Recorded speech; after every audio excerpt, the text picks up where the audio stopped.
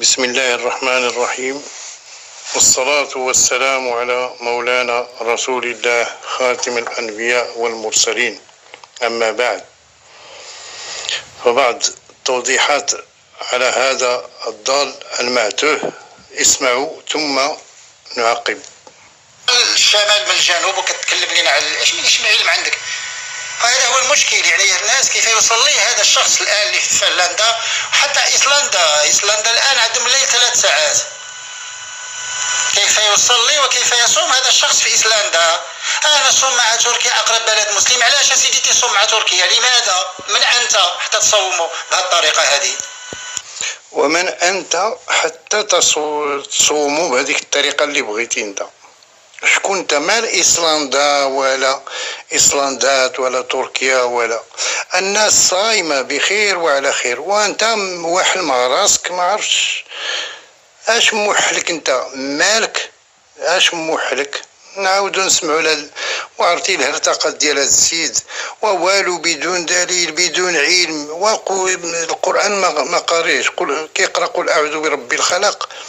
استستكا فين كاين استستكا؟ فين كاين القارور؟ واش انت ما بغيتيش تعيق؟ واسكت.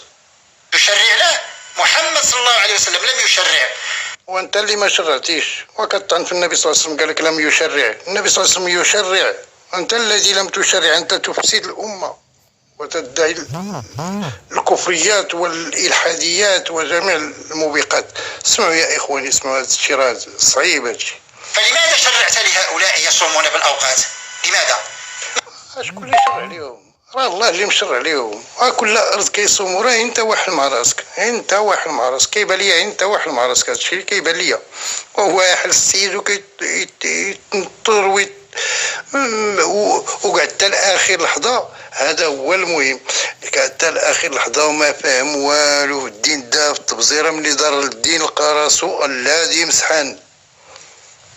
هذا الظلم انا اقول عاجز لا اعلم وسكتنا عليك. وراه انت اللي بغيتي تسكتنا عليك، انت اللي بغيتي تسكتنا، وانت اللي بغيتي تسكتنا، وهذا ماشي المجال ديالك وبعيد عليك هذا الشيء. الله يهديك. اظن ان يعني انت تكون اقرب شيئا ما للصواب لما تسكت. وراه هو اللي بغيتي دير انت. شتي هادشي اللي كتقول كله سبحان الله العظيم منطبق عليك. والله العظيم لا هادشي اللي كتقول الا منطبق عليك وانت اولى به.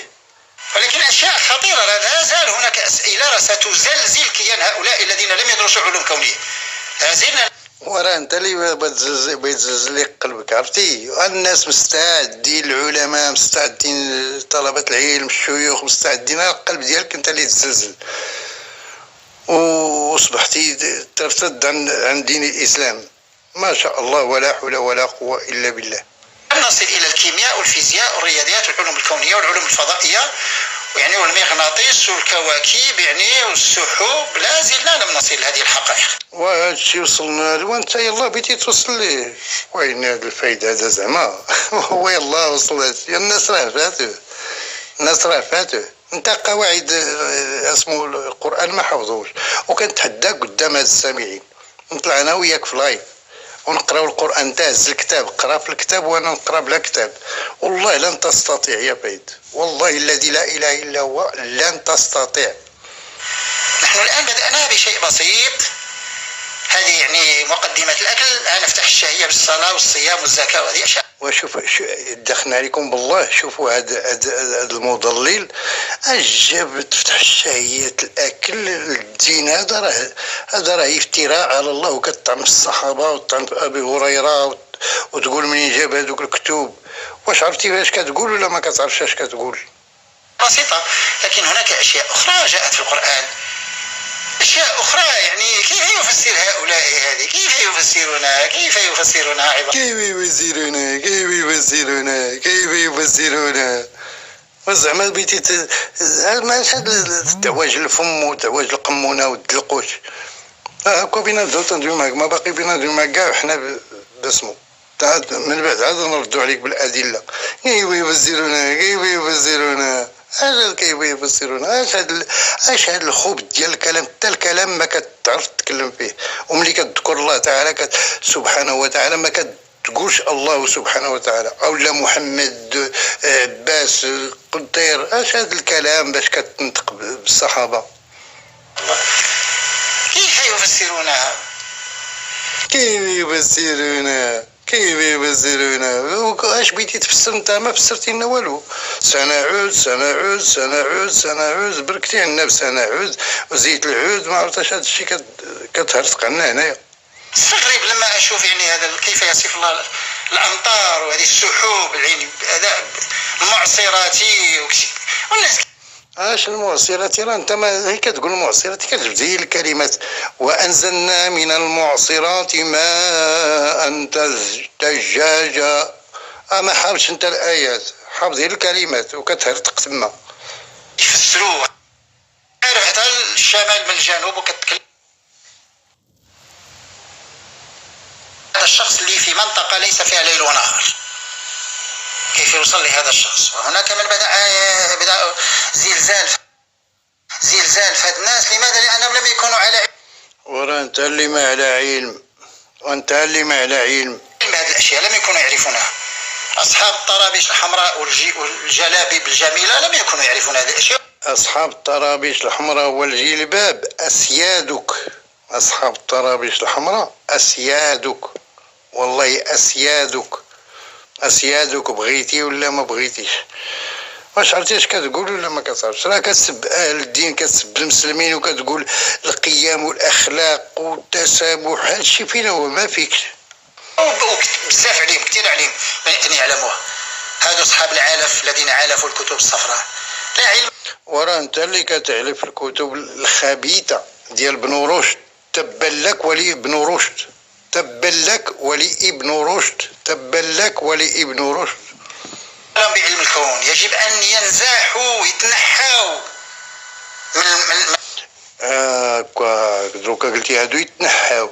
والمثليين ما قلتيش عليهم أليس لهم حق في الحياة؟ هادو لا، أليس لهم حق، هادو ما عندهمش الحق في الحياة. هادو أليس لهم حق في الحياة. المثليين عندهم حق في الحياة. والعلماء يتنحاو، لعنة الله على الظالمين. من الحق الديني لا يعلمون شيئا عن الدين. أنا قلت والله العظيم إلا أنت الذي لا تعلم شيء عن الدين.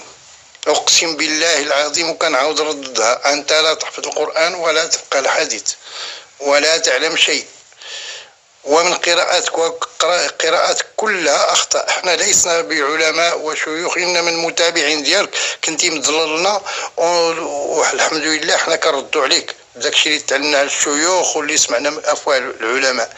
أنت ضال مضل. يمشيو يسرحوا ولا يحرتوا ولا يعملوا شي حاجة جيد. ما ورا انت اللي بديت تمشي تحرط، ياك انت اللي بديت تمشي تحرط. انت اللي كتقول حرطتي وزرعتي وقديتي النواله. انت اللي خماس بديت تمشي تحرط. هذوك اسيادك في العلم وفي الفقه وفي الدين والله ما تلحق لهم حتى التراب اللي كيطيح من رجليهم. ولا يقريو يديروا مدرسين ولا شي. نعم، كيف انك لم راه انت اللي بديت تمشي دير شي حلقه، بديت تجي عندنا المرأة حتى مراكش ما يقبلكش. شتي جامع الفنان ما يقبلوكش، يشوفوك والله لا داروا لك بلاصه في جامع الفنان. انت اتحداك والله لا داروا لك بلاصه في جامع الفنان. ياك جامع الفنان والله لا زرتي فيها بلاصتك. تدرس علوم كونيه وتقول بانك جهابذة الفقه. اش من جهابذة الفقه؟ انت ما عارف حتى جهابذة الفقه رغما عن انفك. جهابذة الفقه رغما عن انفك. جهابذة الفقه رغما عن انفك. ابغي ولا ما تبغيش، نحن لك بالمرصاد حتى نكشف هذه الحقيقه ديالك. الشمال من الجنوب وكتكلم لنا على اش من علم عندك. هذا هو المشكل يعني. واش من علم عندك انت؟ اش من علم عندك انت؟ يلا جاوبنا اش من علم عندك انت؟ ورا قلت لك عييتينا دابا سنعود، دابا نرجعوا لهذا الشيء، سنعود غادي نرجعوا سنعود. هذا هو التفسير الكوني عندك ديالك. هذا راه التفسير الجهلي، التفسير الخبتي، التفسير الكفري العلماني. هذا هو اللي كتفسر انت دروك. الناس كيف يوصل لي هذا الشخص الان اللي في فنلندا حتى ايسلندا الان عندهم الليل 3 ساعات. ومالك انت واحد لا ايسلندا عنده 3 ساعات؟ اش وحلك انت يا دا محمد الفايد؟ اش وحلك انت؟ مالك كاري حنكك؟ اش دخلك انت في ايسلندا ولا كلشي كدبيه الله تعالى؟ واش عرفتي راه والله العظيم ولا هي كيهرطق فاقد الشيء لا يعطي. اش بغيتي تعطيو؟ كيقول لك انا ما غاديش نفسر. وفسر الا قديتي ما تفسر راه ما عندك ما تفسر. اسمعوا هي كاين انتاركتيكا كيتكتك تاني. سمعوا لهاد التكتاكه ديال هاد الضلال المبين. الضلال المبين هو هذا والله العظيم الا وليت انا هي كنضحك عليه. اقل من العلماء، اقل من الشيوخ، اقل من طلبه العلم اصبحت كنضحك عليه. وعرفتي كيبان مهرطق، مضلل، يحرف، يستفز، يشتم، يسب. اسمع، ليست مسكونه، لكن بجانبها بجوارها كاين تقريبا شي 1600 الاشخاص اللي كيعيشوا يعني بقراب الانتاركتيكا. الانتاركتيكا فيها ليست لا يرون كاع، ما عندهم لا ليل لا نهار. ومالك انت واحد الا ما عندهم ليل ونهار وسير دير لهم الليل والنهار. وشح لك انت دخلنا عليك والله الا شح لك والله العظيم الا مهرطق. والو بينا نردوا عليه بالحديث ولا اسمه ما كلام تافه. خصنا نبينوه بانه راه كيهرطق. وهو راه علاش كيجري كل شيء هادشي على الصلاه بانه راه ما كايناش. راه هذا هو الموضوع، لانه اللايف داير فيه 39 دقيقه كلها هرطقه، كلها تضليل وتحريف. اخرجوا دخول في الايات. اسمعوا مزيان. كيف يصلي هذا الشخص؟ كيف انت كتقول المغرب هو مغرب الشمس وهذا السيد ما عندوش مغرب الشمس؟ اذا انتظر مغرب الشمس يجب ان ينتظر 6 اشهر، ومغرب الشمس يدوم ساعات وساعات. وشكون هو اللي قال لك هذا الشيء؟ والله ما عرف شي حاجه بالدين. والناس من ارتاركتيكا واتصلوا في الهاتف في القنوات عندنا وقال لك اسيدي كنصليو ومال هذا السيد واحد مالو واحد مع راسو. حنا في انتاركتيكا يعني كنصلي في اسمو الدول الاسكندنافيه يعني كاع الدول سبحان الله هذه مشاركين معنا في القناه. وكيقول لك هذا السيد واحد هذا الشيء في التعاليق ديالو. لا حول ولا. كي تختفي الشمس يدوم ساعات، المغرب فيه ساعات كثيره كي تغيب الشمس. وإلا كتغيب الشمس راه كاينه الساعه يا مهرطق يا مضلل. راه كاينه الساعه وكل ادرى. اهل مكه ادرى بشعابها. ما كتفهمش انت هذا المعنى. اهل مكه ادرى بشعابها. دوك الناس اللي كاينين تما كيعرفوا كيف يصليو وكيف يركعوا كيف كل شيء. راه انت موحل براسك واحل. زعما سبحان الله العظيم بحال هذا الشخص يعني الضلال المبين. كنا متبعينه من الثمانينات ولكن صبح في الضلال المبين الغبي. لا حول ولا قوة إلا بالله. كيف يصلي المغرب هذا؟ كيف يصلي المغرب هذا الشخص هذا؟ فأسئلة طرحناها لكي الشباب يفهم الدين. يجب أن يفهم الشباب الدين. سؤال منطقي لا يقدر عليه الكهنوت. الشباب فهموا والأغلب منهم دخلوا معنا للقنوات وكيقول لك هذاك الضال خدعنا وكيسب لينا في النبي ديالنا وفي الصحابة وكيتجرأ الله.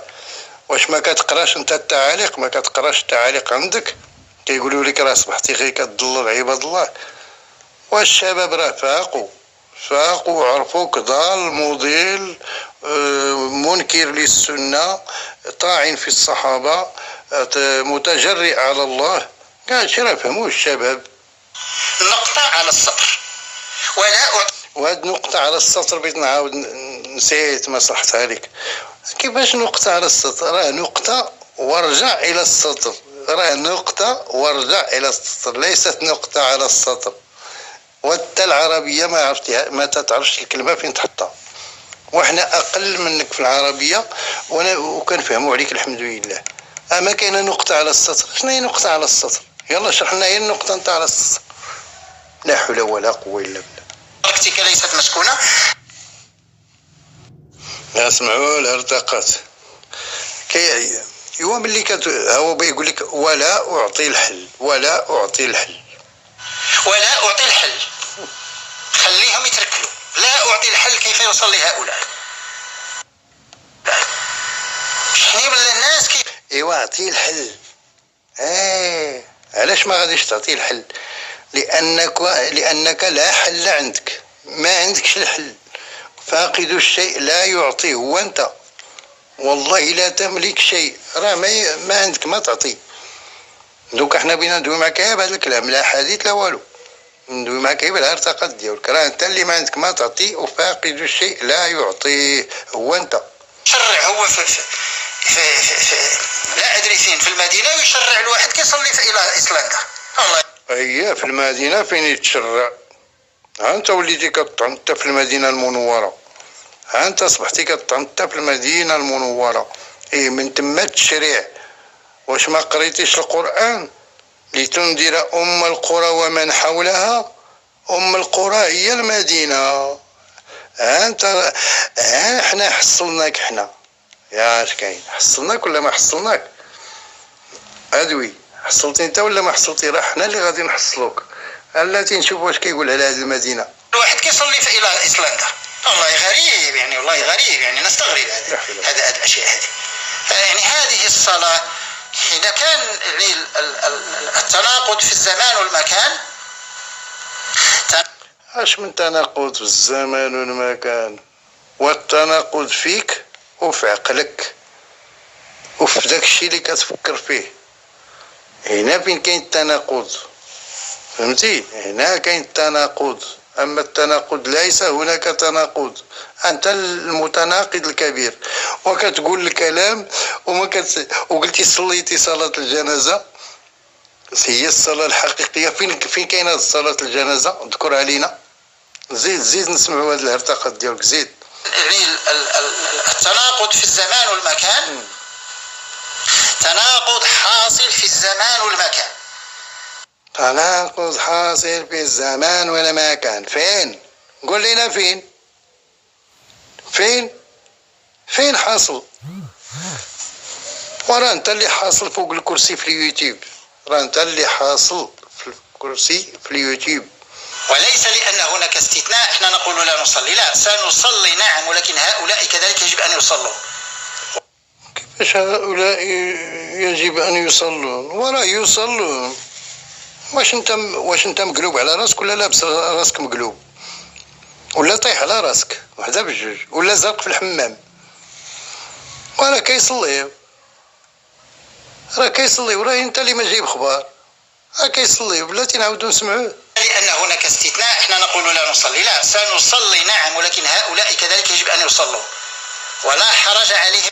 ولا يصلون ولا حرج عليهم. ومالك وانت شمالك موحل راسك؟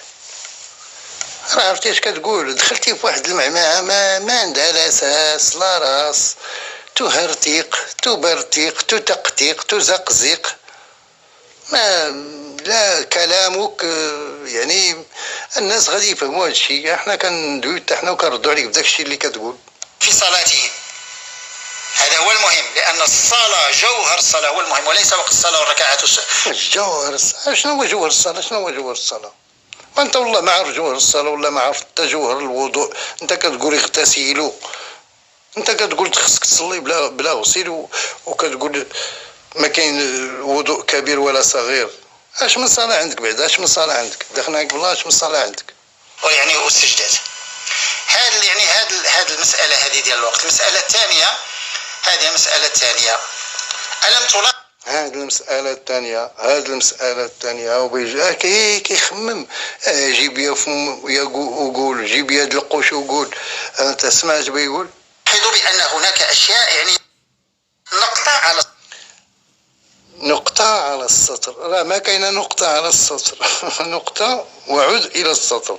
نصلح لك أنا اللي ما كاع من العلماء الكبار، هي من أضعف خلق الله. ايوا دروكا عاد غادي تسمعوا نعم سيدي داكشي اللي قلت لكم بأنه جاي، بأنه ليس هناك صلاة. هذا هو ما يجري له الفائد من أمثال شحرور والكيالي وإيلال ومحمد هداية وعدنان إبراهيم وشحرور وابن عكراش وعصيد وغيرهم. صليهاش إلا بان لي شي واحد كهنوت غادي يصلي بنا الجمعة ما كنصليهاش، وهذا أمري. الصلاة التي نصلي فيها الجمعة قالوا هي صلاة الظهر، صلاة الجمعة مع الظهر في كل أقطار العالم منذ الدولة العباسية إلى الآن يصلون وعندهم منبر يخطبون فيه يوم الجمعة. يا سيدي ماشي، أنا كنصلي الجمعة. كيفاش دا كيصلي؟ واش فهمت واش كيقول؟ كيطعن في الصلاة وكيقول لك هاني كتصلي وانت لا صلاة لك ولا عهد لك، لأنه قلت إنما معك احنا السلفيين لا عهد لنا بيننا ولا عهد لنا بيننا وبينك، وما تصليش معنا الجمعة. الجمعة ياك ديال السلفيين وخصك ما تصليهاش. ولكن إلا كان شي كهنوت ما كنصليهاش، إلا بان ليه شي كهنوت ما كيصليهاش. باش عرفتي كهنوت؟ دروكا انت كتسب، انت كتشتم. كهنوت يعني يهودي. إلا كتقول شي واحد كهنوت كتقول ليه يهودي. واش فهمتي اش كتقول ولا ما فهمتيش اش كتقول؟ كتقول يهودي، وكتقول ما كتشتم، الأخلاق والقيم لا يمكن للمسلم أن يشتم. واش كدير انت دروك؟ شي واحد كهنوت غادي يصلي بين الجمعة ما كنصليهاش، وهذا أمر. وكاع لا تصليها، لا يجعلك كتصليها وراه. كنطلب ربي سبحانه إلا هو اللي يحشرك مع السلفيين. يا ربي اللهم لا تحشره مع السلفيين. لا تجوز الصلاة وراء هؤلاء. فأنا قلت لا تجوز الصلاة وراءهم، حتى أنت إذا صليتي وراءهم لا تقبل صلاتك. أنت علمتي عليها دروك، أنت اللي قلتيها. راه عرفتي إذا صليتي ورا شي واحد صلاتك باطلة وأنت باطل ومن أهل الباطل. أنت اللي قلتيها بفمك، لأنه فمك قلتيها. ياك سمعناك، سمعوا دروك اش كيقول. صليهاش إلا بان لي شي واحد كهنوت غادي يصلي بين الجمعة ما كنصليهاش، وهذا أمري. لا تجوز الصلاة وراء هؤلاء. فأنا قلت يعني صلاة الجمعة يا سيدي نصلي الجمعة، نعم، ما لا نقول لا، نعم، ولكن أين خطب الجمعة ديال الرسول صلى الله عليه وسلم؟ اش من خطبة الرسول صلى الله عليه وسلم؟ هذا راه من داك، عرفتي اش كيدير دروك؟ راه هكا دوك النكرانيين من هنا كيدخلوا، يعني كيعلن على النكرانيين، كينكر السنة هنا، كيضرب فين هي الخطبات النبي صلى الله عليه وسلم. وانت طعنتي في النبي صلى الله عليه وسلم وكتسول على الخطبة ديالو، وطعنتي في الصحابة وقلتي ما تيقتي الصحابة، ما تيقتي الشيوخ. زيد نسمعك.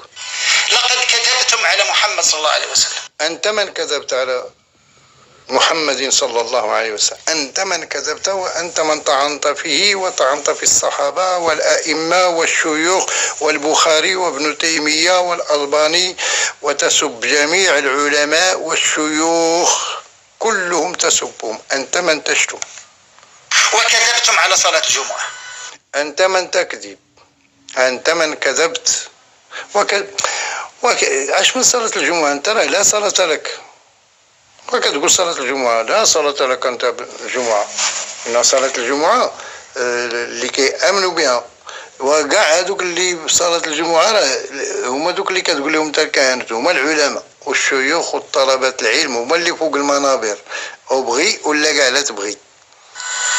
أين خطب الجمعة لمحمد صلى الله عليه وسلم؟ السؤال الأول باش تعرف من التراث كله يجب أن يحرق. قلتي ما كاين حتى كتب، منين بيجيهم يجيبوهم لك؟ يكذبوا. أنت كذاب، ولقبت بمسيلمة الكذاب حتى أصبحت كذاب. قلنا لك كطعن في النبي صلى الله عليه وسلم وتجرأتي على الله. مال هذا الله مالو؟ قلتي بدي تدخل أديسو الجنة. أنت اللي كتفتري على الله الكذب. هذه الكتب التراثية يجب أن تحرق. كذب في كذب في كذب في كذب، وفتنون عن القرآن. ورا انت اللي كذب في كذب في كذب. عرفتي علاش؟ حين ديتيها في التبزيره ولقيتي راسك ما عرفتي والو، لقيناك وليتي كتقرا قول اعوذ، غبتي على الدين، تبعتي الفلوس وتبعتي الدنيا، تا وليتي كتقرا قول اعوذ برب الفلق، قول اعوذ برب الخلق. استستك، واش كتاكل المسكه؟ استك. منين جبتي هذا القران؟ السؤال الثاني المنطقي التي لا يقدر عليه أحد. زيد نسمعوا. المنطقي، اسمعوا المنطقي اللي لا يقدر عليه أحد إلا الفيضل. يا سيدي خطب الرسول صلى الله عليه وسلم كان الناس مفتونين وكذا، يعني حشموا. ورا أنت اللي بيتي تحشم، الله يلعن اللي ما يحشم، وأنت اللي بيتي تحشم. واش مازال ما بغيتيش تحشم؟ راه ما بقى عندك حتى شي حد في القناه، بقاو معاك غير الملحدين، راه هذوك اللي كيشجعوك راه هي ملحدين، راه معروفين. هي من التعاليق ملي كيقولوا لك صلى الله عليك وسلم على الفايد. واش عمركم شفتوا في التعاليق كيكتبوا ليه المتابعين ديالو صلى الله على الفايد؟ ها كيكتبوا عليه في التعاليق ديالو، راه خصكم تدخلوا تشوفوا التعاليق. راكم عندكم السنطيحه، راه كلام. وانت ماشي عندك السنطيحه، انت عندك الوجه المقصدر. كلامكم كله باطل، كلامكم كله باطل، احاديثكم كلها باطله، ليست احاديث رسول، احاديثكم انتم التي لا توجد أحاديث الناس، أحاديث صحيحة، بغيها ولا لا تبغيها. وكاينة في قناة محمد السادس نصره الله، في القناة الإلكترونية، راه حتى هي كطعن فيها دروكا، راه كطعن حتى في القناة اللي حطنا الملك ديالنا نصره الله، القناة الإلكترونية لجلالة الملك محمد السادس نصره الله، فيها كل شيء. الأحاديث المتواترة هذه اللي كطعن فيها أنت، وكنطلبوا من جلالة الملك يوقفك، لأنه كطعن ليه في هذه القناة ديالو. حتى هو كطعن في الدولة وطعن في كل شيء في أهل الإسلام، وصفتي أهل السوس بأنهم كلهم سحرة. دونتوها في كتب التراث.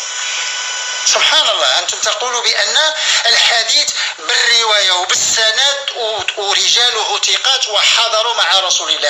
يا سيدي ماشي معاكم، والله ماشي معاكم ونحصلكم والله لا حصلتي شي حاجة، لأنك على ضلال، والله لا حصلتي شي حاجة، ونحن لك بالمرصاد، والله لن أتوقف حتى ألقى الله.